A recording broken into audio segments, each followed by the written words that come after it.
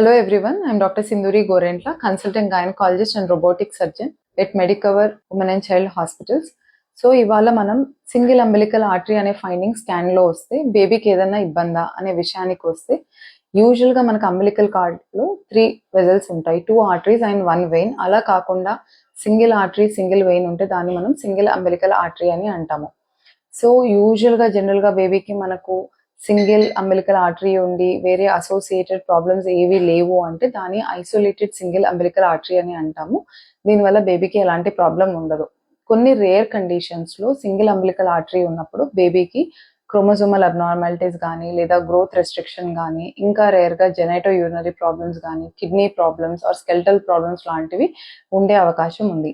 ఇట్లాంటి కండిషన్స్లో further evaluation అంటే మార్కర్స్తో పాటుగా like double marker, triple marker, quadruple మార్కర్తో పాటుగా ఇంకా NIPT, non invasive prenatal testing కానీ, ఆమ్నియోసెంటిసిస్ లాంటివి కానీ చేయించవచ్చు. అంతే తప్పితే single umbilical artery itself is not a major anomaly and దానికి టర్మినేషన్ లాంటివి కన్సిడర్ చేయాల్సిన అవసరం లేదు.